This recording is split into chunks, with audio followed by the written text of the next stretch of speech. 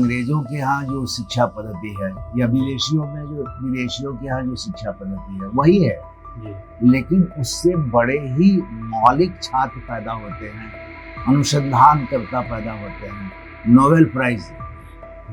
भारत में वही शिक्षा है लेकिन बहुत ही विपरीत। हम लोगों ने या तो शिक्षा को अत्यधिक सरलीकृत किया और डिग्री पाने तक अपने को सीमित रखा जी, या दूसरा था कि लोगों ने इस डिग्री को बेचने के लिए तरह तरह की अपनी कार्यशालाएं, अपने कोचिंग इंस्टीट्यूट्स खोले। तो यह है कि हम हजारों हजार को पढ़ा जी, और निकल रहा है 3, 4, 5 जी जी, और उन 3, 4, 5 को जो कम जा रहा है दूसरे की कोचिंग के लड़कों के नाम छाप करके, और ये लोग अपनी पब्लिसिटी बना रहे हैं। ये बहुत घातक प्रवृत्ति पैदा हो रही है और इसमें लड़के भी पीछे जा रहे हैं। लड़के उनका हथियार बन जाते हैं जी। आप देख रहे होंगे इन दोनों कोचिंगों के लड़के अलग अलग अपने शिक्षक की पैरवी करते कि मैं कितने लोगों को जॉब दे सकता जी, संसाधन सीमित है, सरकार जो जॉब कितने लोगों को देगी, तो जाहिर है कि वह उतने ही को पढ़ा करके और योग्य बना देना चाहते हैं और बाकी की चिंता ही नहीं करते जी। आप देखिए कि केंद्रीय विद्यालय है, नवोदय विद्यालय है, इसके अंग्रेजी माध्यम वाले स्कूल है जी। जितने भी आप देखेंगे ICSE हो या CBSE वाले बोर्ड वाले जो प्राइवेट स्कूल्स हैं जी, अंग्रेजी माध्यम वाले हैं जी। अब इनकी और नवोदय और केंद्रीय विद्यालय की दो जी, तो इतने छात्र इसमें IIT और NIT या नीट तैयार हो जाते हैं कि जो भारत की तमाम जगहों पर वैकेंट पोस्ट पर भर जा सकता है। तो अतिरिक्त वो क्यों ले, और इसी में बहुत सारे लड़के विदेश चले जा रहे हैं। नमस्कार, मैं हूं अजय कुमार और आप देख रहे हैं प्रभात खबर का खास कार्यक्रम। इस कार्यक्रम में हम लोग बात करेंगे शिक्षा की विरासत और वर्तमान स्थिति। इस विषय पर हमारे साथ आज खास मेहमान जुड़ रहे हैं। उनका मैं आपसे परिचय कराऊं, प्रोफेसर बलराम तिवारी, जो पटना विश्वविद्यालय में हिंदी के विभागाध्यक्ष रहे, कई पुस्तकों के रचनाकार, उन्होंने किताबें लिखी, और सबसे बड़ी बात यह है कि आप भारत में कहीं भी किसी भी राज्य में चले जाएं, इनके पढ़ाए हुए विद्यार्थी जरूर आपको मिल जाएंगे, और बड़ी संख्या में IAS, IPS और भारतीय सेवाओं में उन्होंने अपनी नौकरी हासिल की, और राज्यों के जो आयोग होते हैं और उससे जो नियुक्तियां होती हैं उसमें भी बहुत सारे छात्र इनके पढ़ाए हुए काम कर रहे हैं। सबसे खासियत ये कि न सिर्फ पटना बल्कि उत्तर प्रदेश, दिल्ली, हरियाणा, झारखंड और कई राज्यों के छात्र इनके नोट्स से काफी उन्होंने अपना ज्ञान अर्जित किया और उससे अपने जीवन में सफलता हासिल की। तो हम सीधे बात करते हैं प्रोफेसर बलराम तिवारी जी से। आपका स्वागत है। और सबसे पहला सवाल आपसे हम ये जानना चाहेंगे कि जो मौजूदा दृश्य आप देख रहे हैं शिक्षा के क्षेत्र में, और एक विरासत जिसको आप लोगों ने काफी उसको एक तरह से ड्राइव किया है, उसको आप लोग लेके चले हैं, और एक तरह से आप कह सकते हैं कि वह स्वर्ण काल था। तो इस विरासत और वर्तमान को आप किस नजरिए से देखते हैं, कैसे आप इसको विश्लेषित करेंगे? युग परिवर्तनशील है और शिक्षा का स्वरूप, शिक्षा औपचारिक हो या अनौपचारिक जी, वह सतत चलने वाली प्रक्रिया है। बूढ़े पुराने लोग कहते हैं कि आदमी मरने तक सीखता है, मरने के पहले तक सीखता है जी। हमारी जो अनौपचारिक शिक्षाएं हैं वे बचपन से शुरू हो जाती हैं, और तमाम संगीत, संगतियों, ट्रेन की यात्राओं, बस की यात्राओं तक में यह अनौपचारिक शिक्षा चलती है। वहाँ भी सीखने वाले सीखते हैं और जीवन में अवसर मिलने पर उसे याद भी करते हैं। उसी तरह औपचारिक शिक्षा है, हमारे यहाँ आप देखिए कि मध्य युग में औपचारिक शिक्षाएं कुछ पाठशालाओं में होती थी और वह गुरुओं द्वारा चलाई जाती थी। वह अंतेवासी छात्रों को वे लोग पढ़ाया करते थे। अंतेवासी छात्र उसे कहते हैं जो गुरु के यहाँ रहकर उन्हीं का खाकर उन्हीं का पहनकर वह पढ़ता। अच्छा। तो ऐसी संख्या बहुत सीमित हुआ करती थी। लोग कहते हैं कि दरभंगा महाराज को जो राज्य मिला वह उसी तरह के किसी अंतेवासी छात्र के जरिए मिला जी। मुगलों की संपत्ति थी या तुर्कों की संपत्ति थी जिसके कारण। दूसरी स्थिति आई जब हमारे यहाँ सचमुच में जब अंग्रेज आए तो औपचारिक शिक्षा व्यवस्थित ढंग से चलने लगी। हालांकि पहले भी हमारे यहाँ तक्षशिला जैसा विश्वविद्यालय था, नालंदा जैसा विश्वविद्यालय था और उसका स्वरूप अपने आप में बड़ा ओरिजिनल और मौलिक था जी। लेकिन कायदे से सबके लिए शिक्षा और बहुतायत में शिक्षा अंग्रेजों ने उपलब्ध कराई और अंग्रेजी शिक्षा पद्धति का ही यह विस्तार है हमारे यहाँ। आज भी हम देखते हैं कि अंग्रेजों के यहाँ जो शिक्षा पद्धति है या विदेशियों के यहाँ जो शिक्षा पद्धति है वही है लेकिन उससे बड़े ही मौलिक छात्र पैदा होते हैं, अनुसंधानकर्ता पैदा होते हैं, नोबेल प्राइज जीतते हैं। भारत में वही शिक्षा है लेकिन बहुत ही विकृत रूप में। जी बिल्कुल, आपने सही बात कही। और आप देखेंगे कि जिस मौलिकता की बात होती है, मौलिकता ही आपको आगे आपकी पहचान दिलाती है। और जैसा कि आपने कहा कि नोबेल तक लोग पहुंचते हैं, हमारे यहाँ यह विकृति आखिर क्यों है और कैसे हुई? इसकी वजह यह है कि हम लोगों ने या तो शिक्षा को अत्यधिक सरलीकृत किया और डिग्री पाने तक अपने को सीमित रखा जी। या दूसरा था कि लोगों ने इस डिग्री को बेचने के लिए तरह तरह की अपनी कार्यशालाएं, अपने कोचिंग इंस्टीट्यूट्स खोले।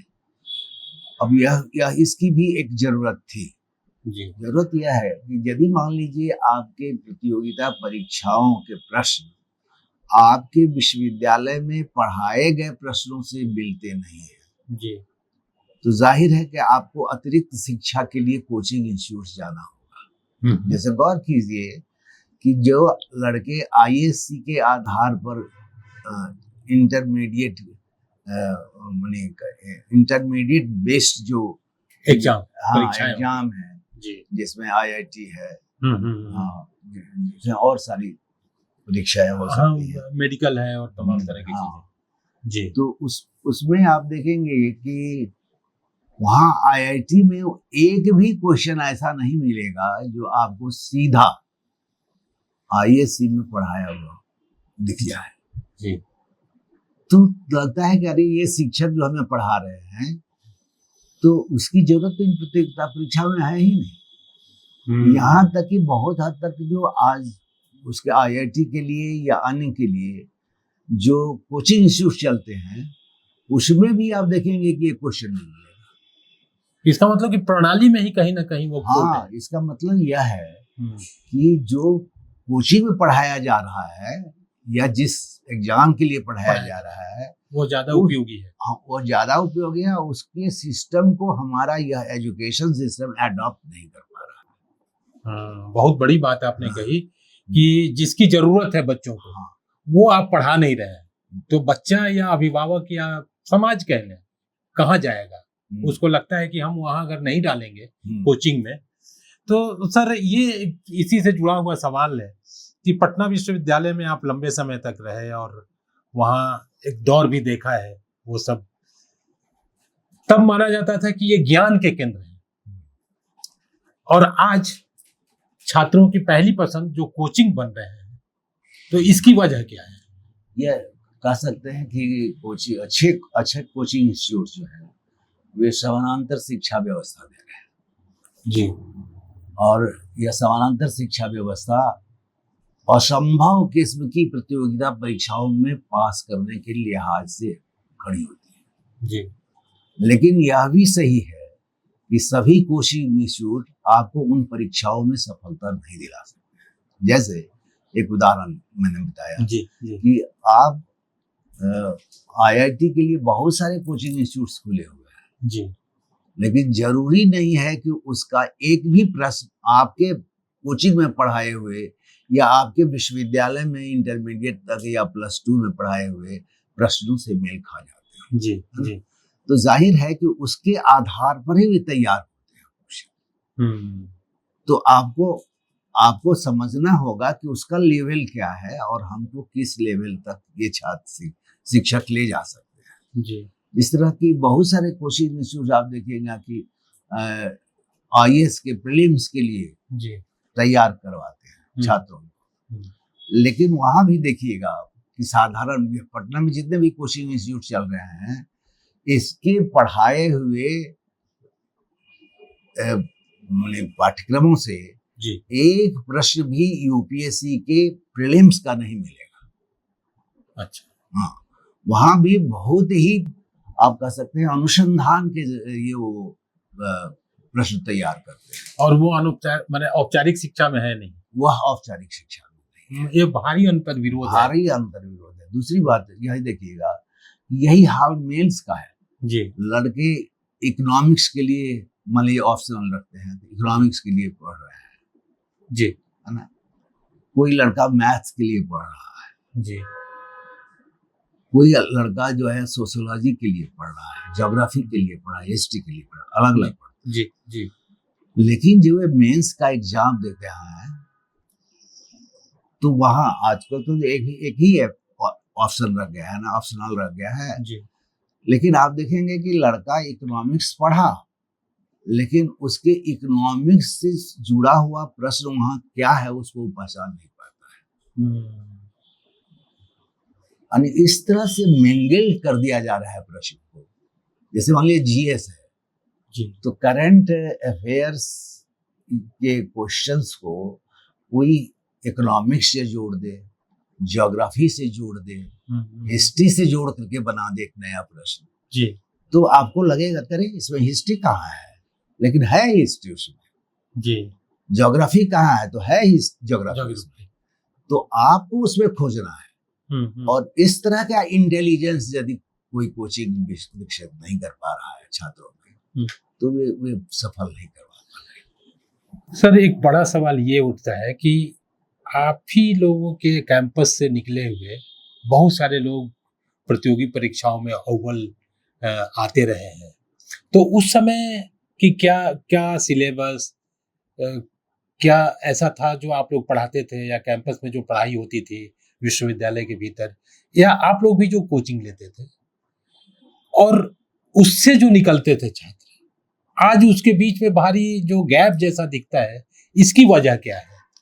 इसकी वजह यह है कि उस समय में कोचिंग के इश्यूज थे भी नहीं। जी नहीं थे बिल्कुल। जैसे हमारे ही स्कूल का एक छात्र था,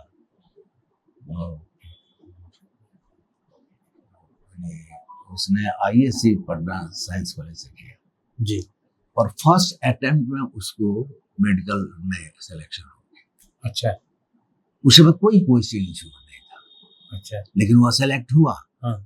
और उस समय में इस तरह का फेयर एग्जाम होता था, उसके जांच की पद्धति इतनी सटीक होती थी कि उसमें लड़के सेलेक्ट हो जाते थे और उनको यही पूछना नहीं पड़ता था कि कहाँ पढ़े कहाँ नहीं पढ़े, किस कोचिंग इंस्टीट्यूट में जाए कहाँ नहीं, इसकी जरूरत नहीं थी। ईमानदारी भी थी और शिक्षक जी जान से पढ़ाता था उसको जी। और छात्रों को सिर्फ यही जानना होता है कि उसको जो विषय दिया गया है वो थॉरली पढ़े, उसी में से प्रश्न पूछ दिए जाते थे जी। आज उसके बिल्कुल बाहर ले जा करके, क्योंकि कंपटीशन बहुत अधिक हो गया, कोचिंग इंस्टीट्यूट उसको सारे के सारे मटेरियल्स दे रहे हैं, तो एग्जाम की जो पद्धति, क्वेश्चन सेटिंग की जो पद्धति है वह भी अनुसंधान परक बना दी गई है और उसके कारण भारी बल एकदम से परिश्रम का। ये कोचिंग के बाजार को या कोचिंग की संस्कृति को बढ़ावा दे रहा है?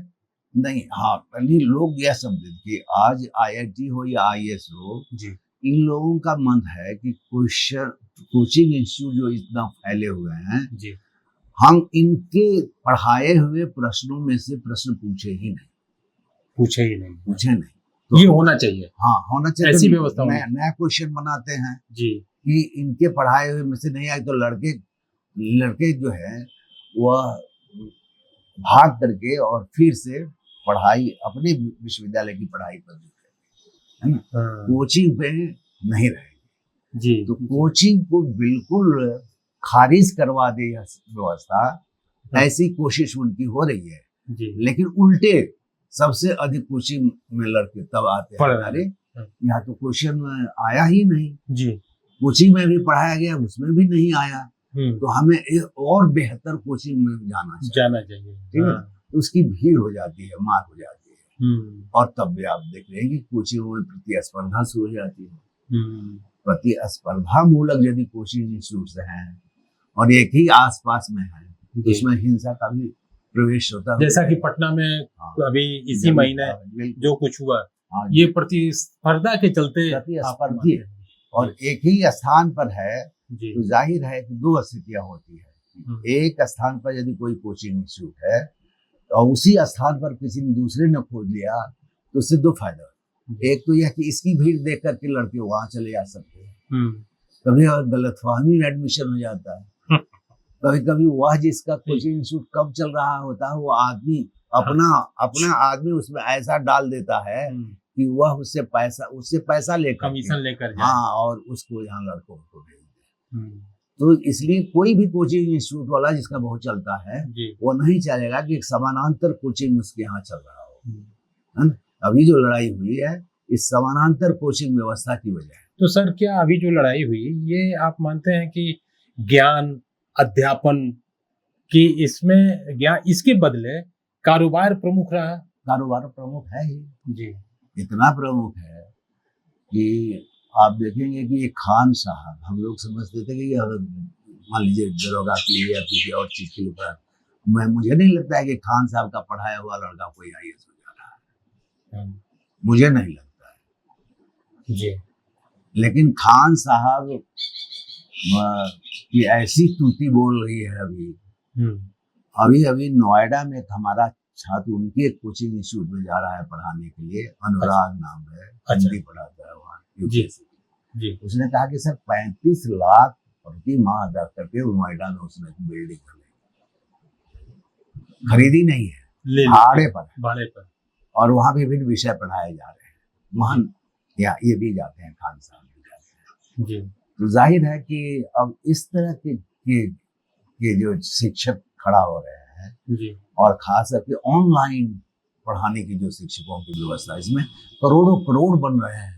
सर ये जानना चाह रहे हैं कि क्या वहाँ ज्ञान, हमारी शिक्षा का जो मूल मर्म आप कह लें तो वो ज्ञान की का रहा है, आज का जो बाजारीकृत व्यवस्था में हम लोग जो देख रहे हैं वह ज्ञान का कहीं लोप होता हुआ आप देख रहे हैं या सिर्फ डिग्री और नंबर? हाँ, ज्ञान भी और नैतिकता का लोप, ज्ञान और नैतिकता दोनों का लोप हो रहा है।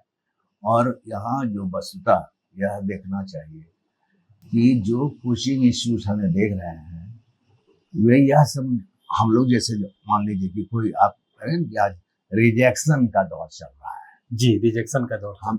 मैं ही जब पढ़ा रहा था तो मुझे लगता था कि 100-150 लड़कों में हमारे 10 लड़के भी यूपीएससी के फाइनल में नहीं आ पाते हैं। कभी कभी ग्लानि होती थी कि मैं क्यों पढ़ा रहा हूँ, और मैं मान लीजिए 10 लड़के 10 वर्ष में कहीं बीपीएससी में, कहीं यूपी पीसीएस में, कहीं यूपीएससी में लग गए, तो ये बहुत बड़ी उपलब्धि तो है नहीं। मैं 90 को तो छल रहा हूँ, है ना, और वह जो पैसा मेरे पास आ रहा है वह तो मेरा ही बुरा करेगा। मैं बराबर सोचता रहा, आज भी तरह तरह की बीमारियां हमारी पैदा हो रही हैं, तो हमको हमेशा लगता है कि शायद उसकी वजह से ऐसा हुआ है, अपराध बोध जैसा हुआ है। तो यह है कि हम हजारों को पढ़ा रहे हैं और निकल रहा है 3-4-5 जी जी, और उन 3-4-5 को जो कम जा रहा है तो दूसरे की कोचिंग के लड़कों के नाम छाप करके और ये लोग अपनी पब्लिसिटी बढ़ा रहे हैं। ये बहुत घातक प्रवृत्ति पैदा हो रही है और इसमें लड़के भी पीछे जा रहे हैं। लड़के उनका हथियार बन जाते हैं जी। आप देख रहे होंगे इन दोनों कोचिंगों के लड़के अलग अलग अपने शिक्षक की पैरवी कर रहे हैं। खेमेबंदी हो गई। खेमेबंदी हो गई। तो ये सब घातक बच्चों का एक समूह एक शिक्षक के साथ खड़ा है, दूसरा समूह दूसरे शिक्षक के साथ खड़ा है। हमें चाहिए कि विश्वविद्यालय के जो शिक्षक है जी ये सब पेशे में ना पड़े और व्यवस्थित ढंग से अपनी पढ़ाई को अनुसंधान के जरिए ऊंचा उठाए, जो ये हो रहा है जी। जैसे हम लोग जब आए तो बहुत सुनते थे कि हमारे यहाँ जैसे बीएन कॉलेज में एक प्रिंसिपल हुआ करते मोइनुल हक, जिसका नाम पड़ा स्टेडियम पर जी जी जी मोइनुल सर जी, वो थर्ड क्लासर थे। अच्छा। लेकिन अपने यहाँ छात्रों को जिस तरह से पढ़वाते थे या पढ़ा रहे थे इतने प्रसिद्ध हो गए थे कि उस समय का यूपीएससी से पास माने यूपीएससी कहते हैं और जो आईसीएस कोई जो हो जाता था, अच्छा, उनको यदि वे लेटर लिख देते थे तो लड़के को यहाँ पर प्रांतीय सेवा में अधिकारी बना दिया। इतनी ताकत थी। इतनी ताकत थी। आज अमेरिका वगैरह में जैसे हमारे साले डॉक्टर हैं वहाँ, तो वो कहते हैं कि वहाँ के प्रिंसिपल या यहाँ की कोई भी faculty member medical science medical college का यदि आपके बारे में लिख देगा कि इनको नागरिकता दी जानी चाहिए जी, तो आपको नागरिकता दी जाएगी। इतनी ताकत है उन लोगों में। क्यों ताकत है? क्योंकि उनके पास प्रतिभा है, उनके पास ईमानदारी है और वे जानते हैं कि ये पैरवी और पैसा लेकर के यह पैरवी नहीं कर रहा होगा। आज हमारे यहाँ इस बात की कमी हो गई है और इसलिए आप देखेंगे कि सरकार यहाँ के शिक्षकों की पैरवी पर कुछ नहीं करती है। वो सही नैतिक ताकत नहीं ताकत बची है और व्यवस्था को भी शक है उस पर, व्यवस्था सिस्टम को भी शक। हाँ, तो इसलिए निश्चित रूप से व्यवस्था और प्राध्यापक का यदि संबंध नहीं बनता है, यदि विश्वविद्यालय और जो हमारा केंद्रीय तंत्र है उन दोनों के बीच संबंध नहीं बनेगा, यहाँ तक कि औद्योगिक संस्थानों का संबंध भी बनना चाहिए। जैसे आप देखेंगे कि आजकल यूजीसी में रहेगा कि आपके यहाँ किस किस कंपनी के लोग पहुंचते हैं आपसे एडवाइस लेने के लिए, जी, है ना जी। तो यदि उनके भी लोग आपके यहाँ नहीं आ रहे हैं तो इसका मतलब है कि आपके पास वो कैपेसिटी नहीं है कि वो उसको आप एडवाइस करते। जी जी। तो दोनों के बीच तंत्र माने हमारी जो वर्तमान औद्योगिक या वाणिज्यिक व्यवस्था है, सरकार की जो व्यवस्था है और शिक्षा, इन तीनों के बीच में यदि पारस्परिक संबंध विकसित नहीं होगा तो निश्चित रूप से हम यूरोप की तरह की शिक्षा व्यवस्था यहाँ पैदा नहीं कर सकते। बिल्कुल मार्के की आपने बात कही। हम ये जानना चाह रहे थे कि जैसे कोचिंग की जो संस्कृति है और ये हम लोग देख रहे हैं उसके बरअक्स विद्यालय और विश्वविद्यालय, क्या ये उसकी विफलता की कहानी कहती है? बिल्कुल, इसमें कोई बुराई नहीं। आप गौर ये क्यों हुआ? ये आप गौर कर रहे हैं। नहीं, माध्यम की भी एक बात है। जैसे मैं हिंदी का ही शिक्षक हूँ जी, हिंदी का छात्र रहा जी, लेकिन मैं यह नहीं कह सकता कि हिंदी माध्यम वाली जो परीक्षा है वो निरर्थक और बेकार है जी। लेकिन मैं यह कहूँगा कि हमारे विभिन्न राज्यों में हिंदी माध्यम से चलने वाले जो स्कूल हैं, हिंदी माध्यम से चलने वाले जो विश्वविद्यालय हैं या कॉलेज हैं, वे आज योग्य छात्रों को पैदा नहीं करवा रहे। और यही वजह है कि आप देखिएगा वही पटना यूनिवर्सिटी या अन्य यूनिवर्सिटियों में जी, मुझे लगता है कि या 2 या 3 या 4 लड़के भी यूपीएससी में नहीं जा पाते होंगे, मुझे नहीं लगता है। आज हिंदी माध्यम वाले हिंदी जी जी जी वे 2-4 भी आईआईटी में चले जाते होंगे, इसमें मुझे शक है। जी, एनआईटी में भी जाते होंगे, इसमें मुझे शक है। कौन जा रहे हैं? सरकार भी बहुत चिंतित नहीं है इसके लिए। क्योंकि वह बेकारों की भीड़ अपने विरुद्ध खड़ा करके वह कुछ हासिल नहीं कर सकती।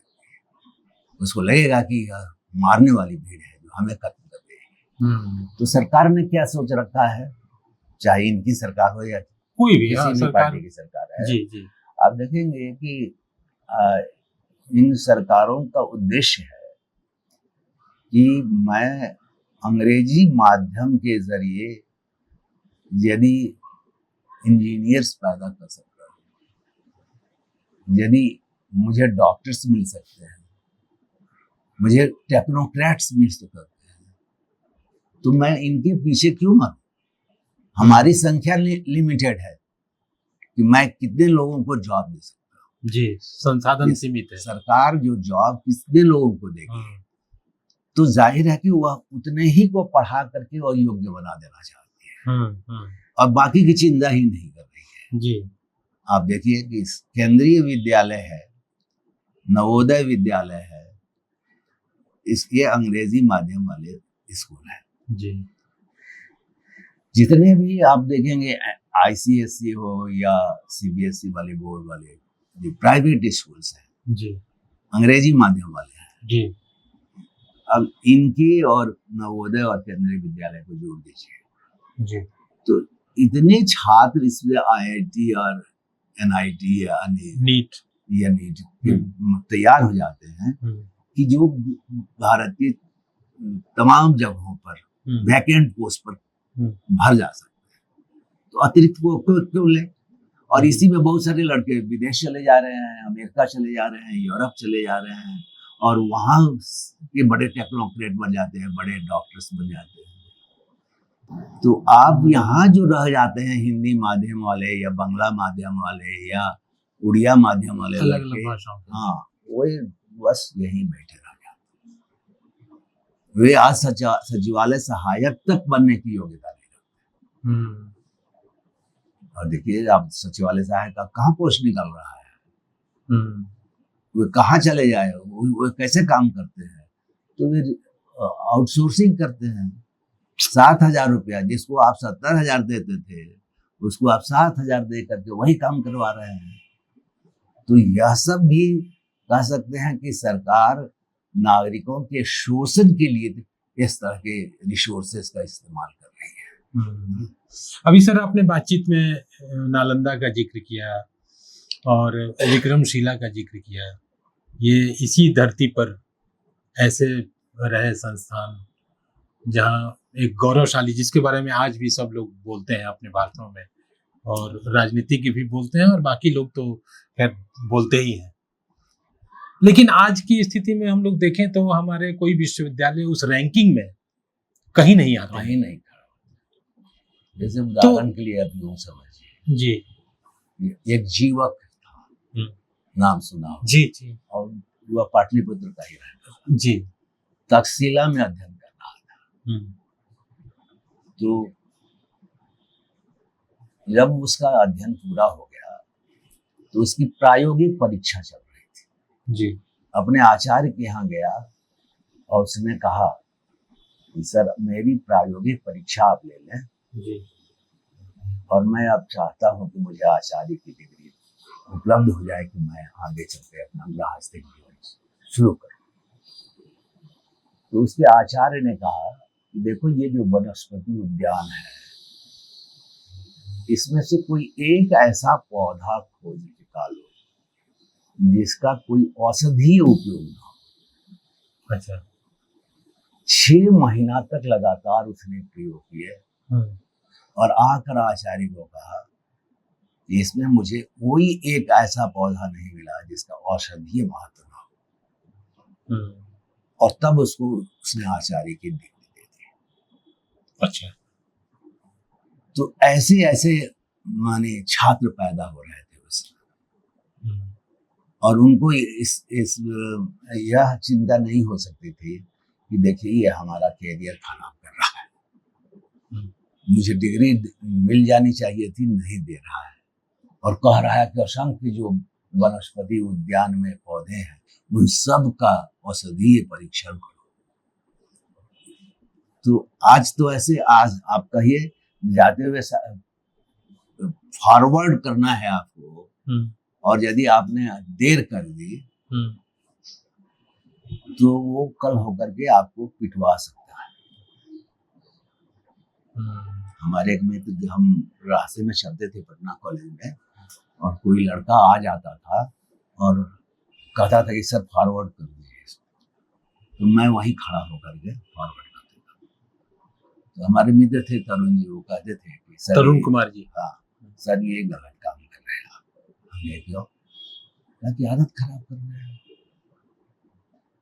इसको 3 दिन दौड़ाइए और तब फॉरवर्ड कीजिए। हम नहीं, ऐसा नहीं। मैं यदि आज उसको फॉरवर्ड नहीं करूंगा तो फिर कल तो आएगा, लेकिन मुझे यह पीड़ा रहेगी कि मुझे कर देना चाहिए था और वो बेचारा कल फिर आएगा, कल शायद मैं ना रहूं, फिर तीसरे दिन आएगा वो।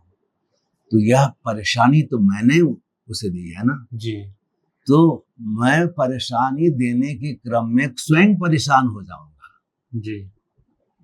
मानसिक स्तर पर मुझे यह लगेगा कि आखिर इसकी परेशानी का कारण मैं हूँ, तो मैं चिंतित होऊंगा। मान लीजिए 2 घंटा में से मेरा इसी में बर्बाद हो जाए तो अपना ही नुकसान होगा, अपना ही नुकसान होगा। सही बात है। तो लेकिन अंग्रेजी के बढ़ते प्रभाव के बीच मातृभाषा आधारित जो शिक्षा होनी चाहिए, वो हम लोग देख रहे हैं कि आहिस्ता आहिस्ता वो और कमजोर होती जा रही है, और कमजोर होती गई बल्कि। और जिस हिसाब से प्रभाव बढ़ा है उसमें मातृभाषा तो बिल्कुल ही किनारे लग सी गई है। तो ये बात आपको एक शिक्षाविद होने के नाते, और खासतौर से हिंदी के आप प्राध्यापक रहे, तो और हिंदी समाज में भी हम सब लोग पले बढ़े, तो एक समाज के तौर पर, एक नागरिक के तौर पर आप कैसे देखते हैं इस चीज को? इसके मैं मानता हूँ कि हम हिंदी भाषी या भारतीय भाषी जी, भाषा भाषी जी, जो शिक्षक और छात्र हैं, वे मौलिक अनुसंधान और मौलिक चिंतन से घबराते हैं। उन्हें देरियां चाहिए, और यह आम प्रवृत्ति बन गई है। आप देखिए कि हम लोग तो समझते हैं कि यह अंग्रेजी माध्यम के स्कूल हैं, अंग्रेजी माध्यम के कॉलेज हैं। पूरा यूरोप अंग्रेजी माध्यम नहीं है, पूरा यूरोप अंग्रेजी माध्यम नहीं है, बिल्कुल। यही तो भ्रम है हाँ, बहुत सारे लोगों को। यहाँ देखिए कि यूरोप इतना बड़ा है जी, तो इंग्लैंड के अलावा आप कह सकते हैं न्यूजीलैंड तो यूरोप नहीं है जी, ऑस्ट्रेलिया तो यूरोप नहीं है, तो इन दोनों देशों को छोड़ दीजिए, तो इंग्लैंड के अलावा इंग्लिश स्पोकन कोई कंट्री नहीं है। काम चलाऊ अंग्रेजी बोल लेते हैं सब, वो तो सब जगह है, सब जगह है जी। वही यूरोप वाले भी लोग बोल लेंगे, है ना जी। तो फ्रेंच जो जानता है वह अपना रिसर्च फ्रेंच भाषा में, जो मान लीजिए कह सकते हैं ये यदि जर्मन, हाँ जो जर्मन है और इस तरह की जो उनकी भाषा है, उसमें करते हैं। जो बहुत छोटे छोटे देश हैं जी, फिनलैंड बहुत छोटा देश है, बहुत छोटा, लेकिन स्पेन है छोटा देश है ये जी, लेकिन इन्होंने अपने पारिभाषिक शब्द खोजे, अपना रिसर्च किया जी। हमारे पास अपना कोई पारिभाषिक शब्द नहीं है, जो बन गया है उसका लोग उपयोग नहीं करते हैं। पारिभाषिक शब्दावली कुछ है लेकिन वह पर्याप्त नहीं है बन पाएगा, क्योंकि हम लोग उसका उपयोग नहीं करते हैं, और उनका अपना है। इसलिए आप देखेंगे कि स्पेन में या फ्रांस में या जर्मनी में रिसर्च होता रहता है, तो वह अंग्रेजी में किए गए रिसर्च पर नोबेल प्राइज नहीं जीत रहा है, अपनी भाषा में स्पेनिश में जीत रहा है, और जर्मन में जीत रहा है, फ्रेंच में जीत रहा है ना। तो इसलिए एक छोटा छोटा देश, जबकि वह बाउंड्री बहुत बड़ी नहीं है, बहुत छोटा, आबादी भी बहुत, ब्रिटेन ने इतना अपने को फैला रखा है जी, और ब्रिटेन ने इतनी अपनी अंग्रेजी के जरिए इतनी संभावनाएं पैदा कर दी थी कि इनको क्या जरूरत है कि 10 लाख की और 2 लाख करोड़ की आबादी है, और उसके लिए वे अपने पारिभाषिक शब्द बना रहे हैं, अपने यहाँ अनुसंधान कर रहे हैं। स्विट्जरलैंड देखिए कितना छोटा देश है, बाद में बना है जी। स्विट्जरलैंड की जो प्रयोगशाला है वह मीलों लंबी बनी है, जिसमें कि गॉड पार्टिकल वगैरह की खोज की गई है जी। तो उस यानी क्या कहते हैं, स्विट्जरलैंड की भाषा जर्मन है जी। फ्रेंच भी लोग वहाँ सिखाते हैं, हाँ। इंग्लिश भी सिखाते हैं जी। मेरा नाती वहाँ है। अच्छा। वह जर्मन भी सीखता है, फ्रेंच भी सीखता है, इंग्लिश भी सीखता है, लेकिन मूलतः वहाँ की भाषा जर्मन है। तो वहाँ के रिसर्चर जर्मन में रिसर्च कर रहे हैं।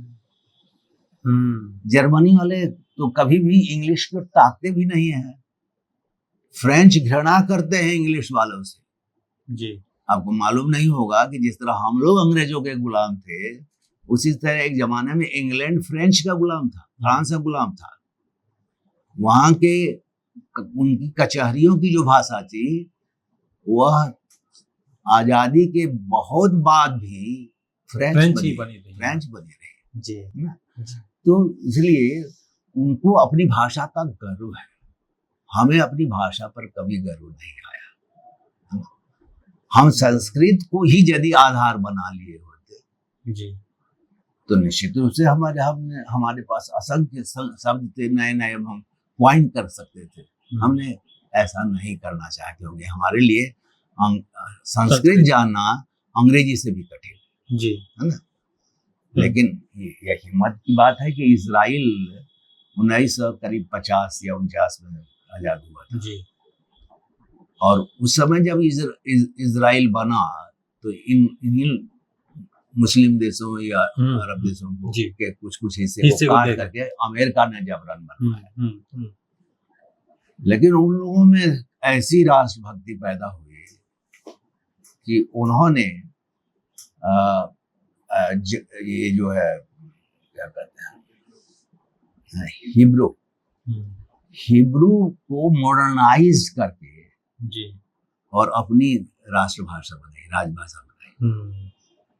कितना कठिन रहा होगा जी।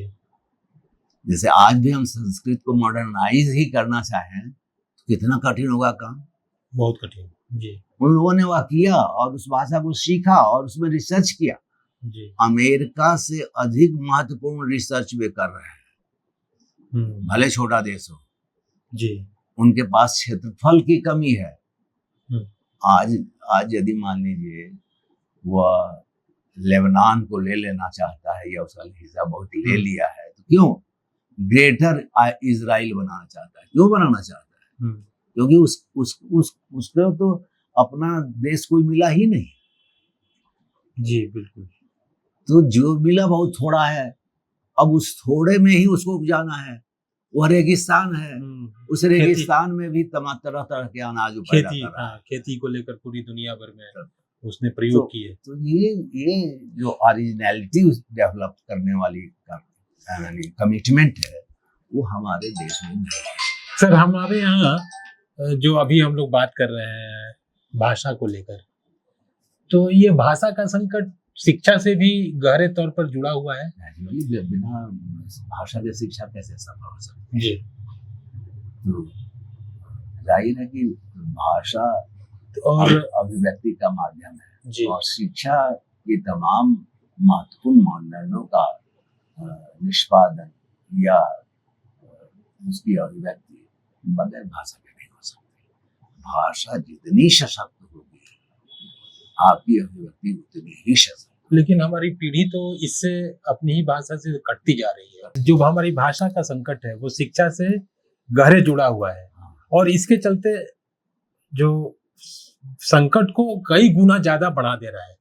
हमारे पॉलिसी मेकर्स, हमारे समाज के लोग और जो भी शिक्षा व्यवस्था को आगे ले जाने वाली नियामक शक्तियां हैं, वो क्या इन चीजों को तवज्जो नहीं दे पा रही हैं या उनकी नजरों से ये सब चीजें ओझल है, जिसके चलते हमारे बच्चे अपनी भाषा से कट रहे हैं। और इसके चलते क्या हो रहा है कि जो जहां पहुंचना चाहिए वहां नहीं पहुंच पा रहे हैं।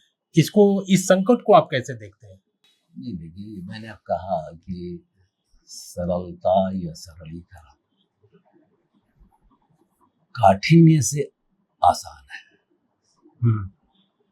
तो यदि हम अपनी ही भाषा को इतना समृद्ध बनाएं कि उसमें हम अनुसंधान कर सकें और उसमें नौकरियां खोजवा सकें, वो सरल था, लेकिन वह संभव नहीं है।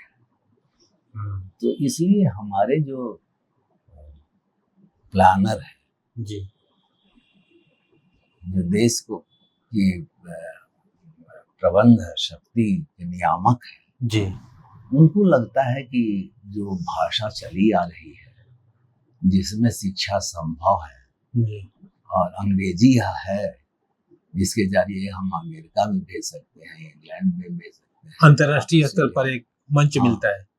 तो और तरह तरह की तकनीकी संस्थान या तरह तरह के जो शल्य चिकित्सा या अन्य चिकित्सा है जी, उस क्षेत्र में यदि हम अच्छे छात्र पैदा करते हैं तो हम जॉब क्रिएटर बने या ना बने, जी, जी, जी, जॉब सीकर तो बना सकते हैं। तो इसलिए हमने जॉब क्रिएटर के बजाय जॉब सीकर बनाना चाहा। जी, नौकरियां कैसे कैसे मिले, हम लोगों की आज भी चिंता है, अरे अंग्रेजी हटा दोगे तो नौकरी कहाँ से मिलेगी। तो हम नौकरी के लिए अंग्रेजी को पकड़े हुए हैं। जी, हाँ, लेकिन यह अंग्रेजी हमको नॉवल ओरिएंट नहीं बना सकती है। नए नए अनुसंधान के जरिए नए नए मानक और कह सकते हैं कीर्तिमान स्थापित करने वाले लोगों को नहीं बना पा रही है और इसलिए भारत पिछड़ा हुआ सा लगता है। सर, एक अंतिम सवाल ये करना चाहेंगे कि कैंपस को आपने जिया है, कैंपस में ही आपने एक लंबा सफर आपने अपनी उम्र गुजारी है।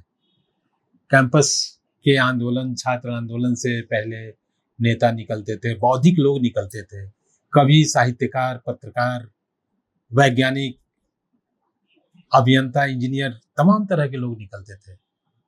आज की तारीख में वो कैंपस लगता है ऐसा कि वीरान सा हो गया है। वही कहा मैंने, उसकी वजह यही है। एक तो यह कि जो शिक्षक नियुक्त करने वाली प्रणाली है जी, वो बहुत दुष्प्रभाव है। कभी कभी देखिएगा यह प्रणाली इतनी चुस्त दुरुस्त दिखाई पड़ती है कि लगता है बिल्कुल ही निर्दोष है जी, और कभी कभी लगता है कि इतनी दोषपूर्ण है कि इसके विकल्प भी नहीं सोचा जा सकता है। जी, जैसे अभी 5 वर्षों के भीतर मैं देख रहा हूँ कि अभी बीपीएससी के लिए हिंदी शिक्षकों की नियुक्तियां हुई जी, तो उसमें पैरवी करने की कोई गुंजाइश ही नहीं थी और ना ही कोई मेंबर हिम्मत कर सकता था कि वह पैसा लेकर के वो सिलेक्शन करते। अच्छा, अब कौन उस समय में चेयरमैन थे नहीं मैं बता सकता, लेकिन मैं गया था उस परीक्षा में इंटरव्यू लेने के लिए। अच्छा, जो लड़के सेलेक्ट होकर के उसके बीपीएससी के जरिए आए, एक ही बार तो हुआ ही, शिक्षक बने। जी, जी, जी, आज भी विश्वविद्यालय में चमकते हुए शिक्षक। लेकिन अभी जितनी नियुक्तियां हो रही हैं, अभी जो विश्वविद्यालय सेवा आयोग बन गया उसके जरिए जो नियुक्तियां हुई उसके लड़के पढ़ा नहीं पा रहे हैं, इतने मूल्यहीन हैं कि अब सोचिए कि अटेंडेंस बनाने के अलावा कुछ काम कम कर रहे हैं। बीएन कॉलेज का मैं खास करके नाम ले सकता हूँ, हिंदी के शिक्षक का नाम ले सकता हूँ। अटेंडेंस बना दें उसके लिए वो पैसा मांगते हैं। अब सोचिए पटना यूनिवर्सिटी की गिरावट क्या है। हम लोगों के जमाने तक पटना विश्वविद्यालय कार्यालय में कोई भी आदमी 10 रुपये नहीं मांग सकता था, चपरासी तक नहीं मांग सकता था। सभी विश्वविद्यालयों में क्लर्क पैसा लिया करते थे, चपरासी पैसा लिया करते थे, दौड़ाया करते थे लोगों को। लेकिन पटना विश्वविद्यालय में कोई भी शिक्षक तो जाने दीजिए, कोई कर्मचारी आपसे पैसा मांग दे सकता है, यह अकल्पनीय था। आज वही गिरावट है। आज शिक्षक गेस करने के लिए भी पैसा ले लेता है।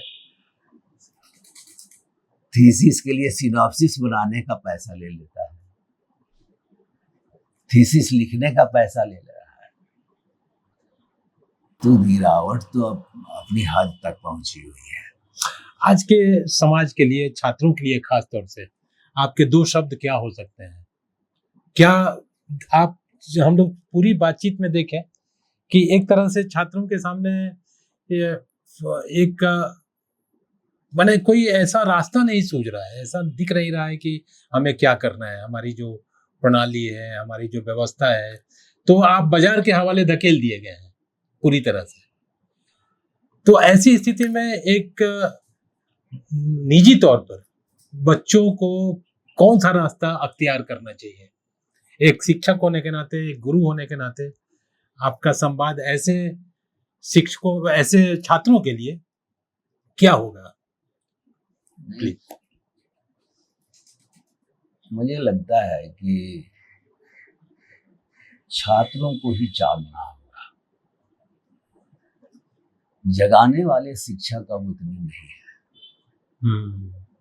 अभी जिस मैंने सिलेक्शन पद्धति की मैंने बात की जी, वही कभी ऐसे शिक्षक को जाने नहीं देगी विश्वविद्यालय कॉलेजों में जो छात्रों के भीतर की अंतःशक्ति को जगा दे, जो उसे चुनौती दे कि तुम मुझसे प्रश्न करो। जब मेरे भीतर उसके प्रश्नों का जवाब देने की ताकत नहीं होगी तो हम उसके भीतर नए नए प्रश्न कैसे पैदा कर सकते हैं, है ना? हम उसे मौलिक चिंतन के लिए कैसे प्रेरित कर सकते हैं यदि मैं खुद मौलिक नहीं हूँ? तो इसलिए मैं इतना ही चाहूंगा कि छात्र ही चीजें बदल सकते हैं।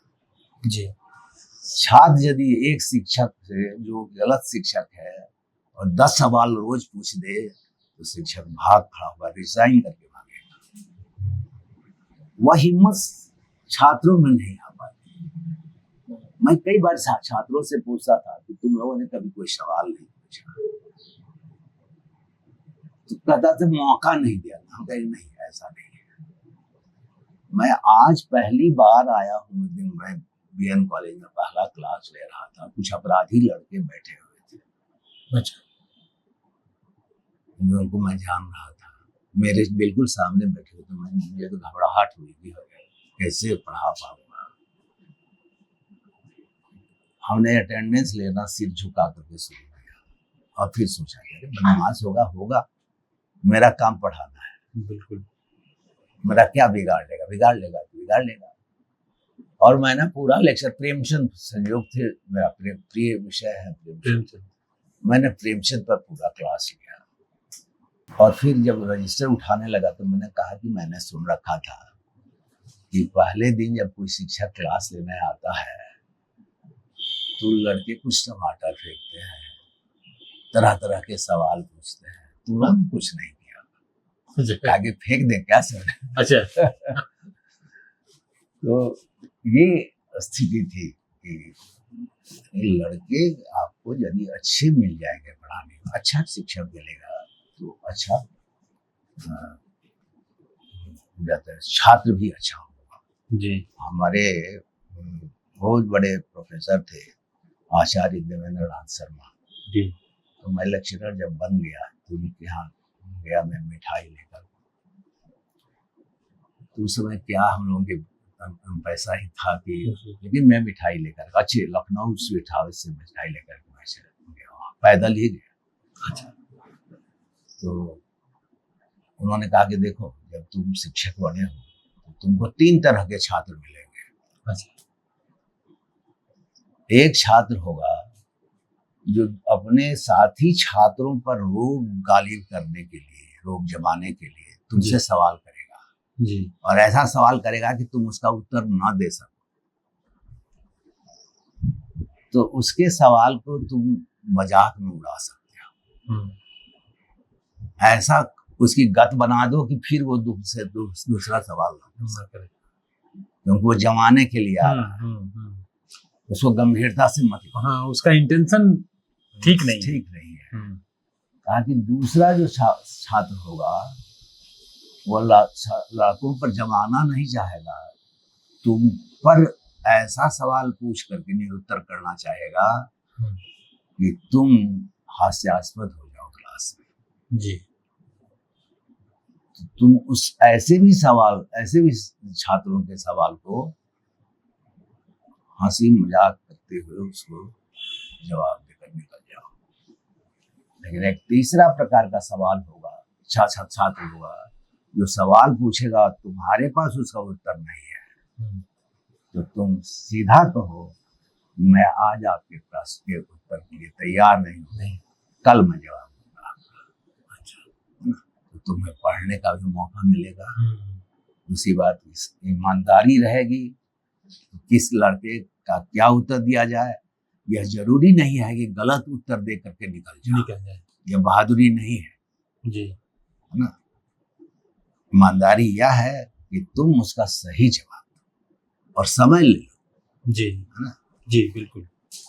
नामवर सिंह दिन आए थे यहाँ पर, तो कहे BHU में विद्वान तो अब एक से एक थे, हजारी प्रसाद द्विवेदी थे और आचार्य रामचंद्र सुखमणी लोगों के जमाने के शिक्षक थे। लेकिन कहा कि शिक्षक जो सबसे अच्छा जो होता है, डिलीवर जो करता है छात्रों के सामने, वो विश्वनाथ प्रसाद मिश्र थे। कमानी की 2 पंक्तियां उनको उस दिन नहीं याद आ रही थी। अच्छा। और कोई भी जो श्रोता था वह भी जवाब नहीं दे पाया। तो उसी पर उन्होंने ये सवाल किया कि आज मैं पढ़कर नहीं आया।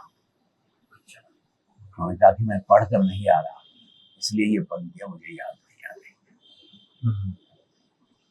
उन्होंने कहा कि विश्वनाथ प्रसाद मिश्र एक शिक्षक थे, बहुत अच्छे शिक्षक, बहुत अच्छे ऑरेटर थे जी।